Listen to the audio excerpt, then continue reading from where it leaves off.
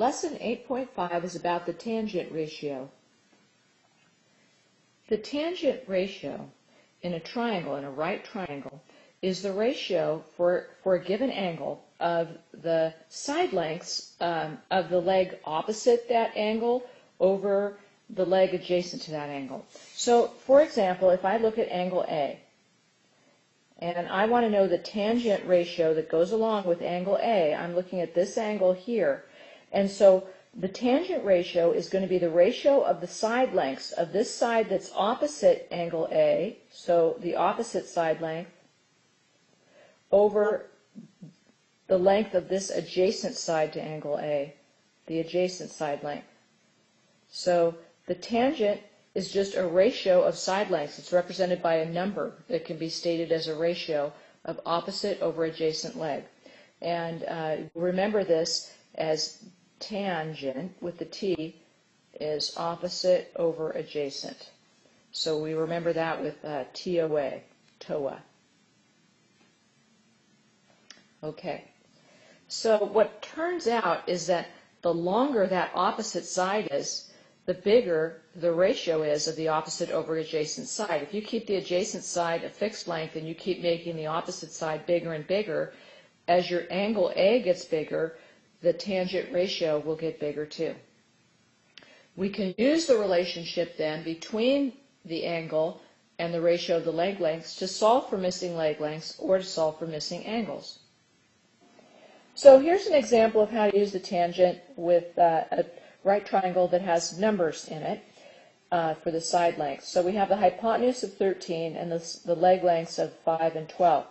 So if I want to, with respect to angle A, if I focus on angle A, the tangent ratio, if I look at opposite angle A over adjacent to angle A, is 5 over 12. Okay, which represents a value, a decimal value, or we can leave it as in rational form. The tangent of angle, the tangent of angle C, if I look at the other acute angle in the triangle, angle C, is opposite angle C over adjacent to angle C. So that's the reciprocal. That is 12, the opposite side, over the side adjacent to angle C, which is 5. Okay, so those ratios are fixed, and we could actually work backwards to, we could have solved, if I knew the measure of the degrees of angle A, I could have solved for either the 5 or the 12.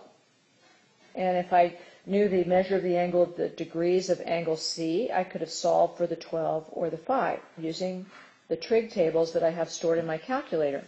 So we can also solve for missing angle measures. If I want to know the angle measure of angle A, I use the inverse function on my calculator. So that's tan with a little exponent of -1. That means the inverse tangent.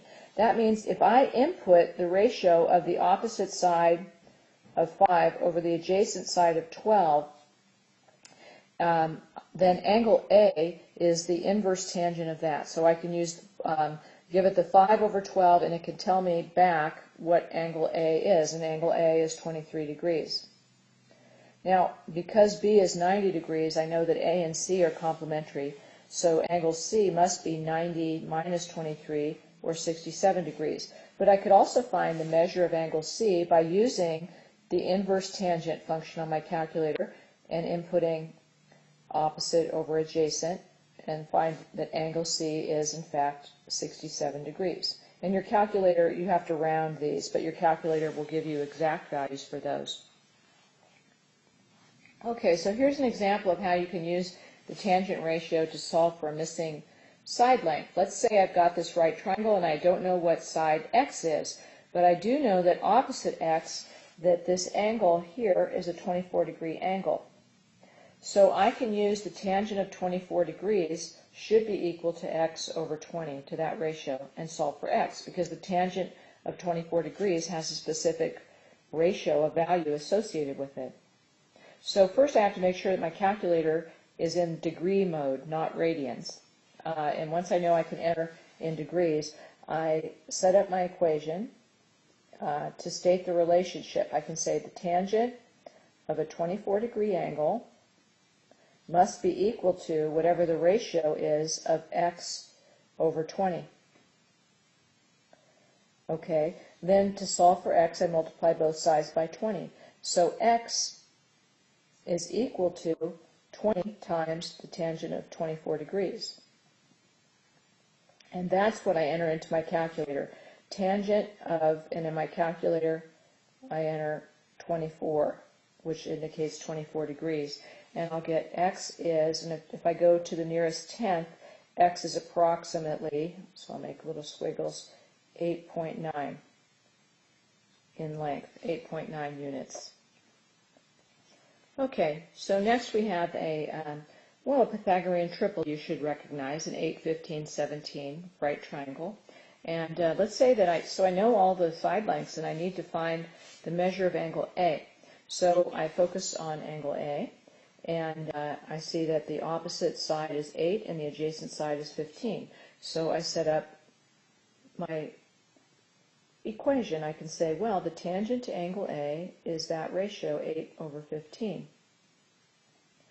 And then I can say, well, to find A, I can use the inverse tangent function on my calculator. So A is equal to the inverse tangent, meaning I enter the ratio, and it gives me back the number of degrees in the angle of 8 over 15.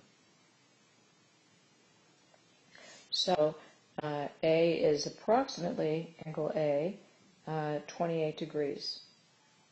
Okay, and so we know that angle B would have to be the complement to that, or 62 degrees, the other part of the 90. But suppose that all you had to do was to find measure of angle B first. You could focus on angle B and say, well, the opposite side is 15 and the adjacent side is 8. So the tangent of B is the ratio 15 to 8.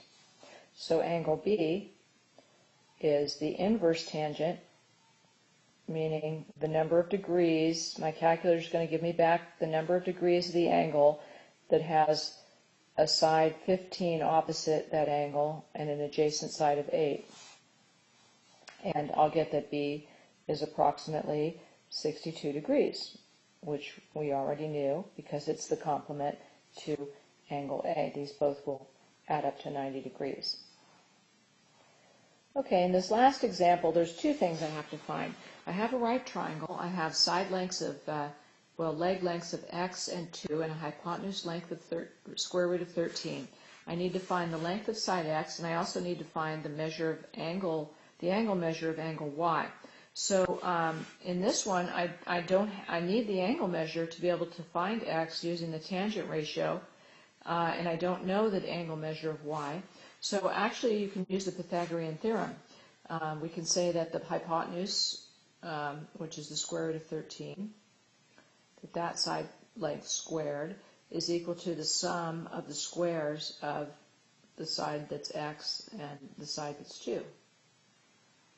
So I get that 13 is equal to x squared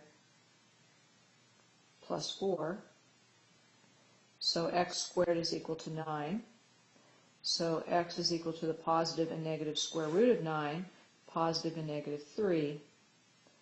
But we know we can, that we can reject the negative square root of 9, the negative 3, because it's a side length.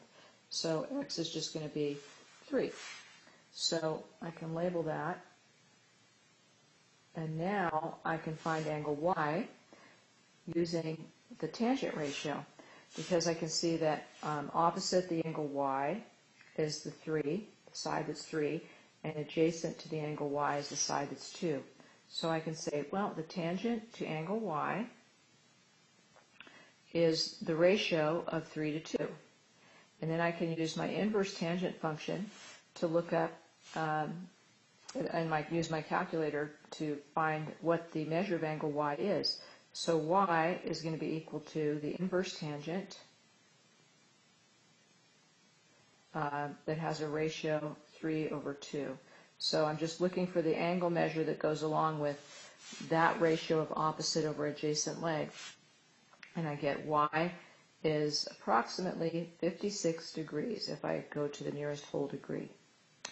And those are examples of using the tangent ratio to solve for missing angle measures and missing side lengths.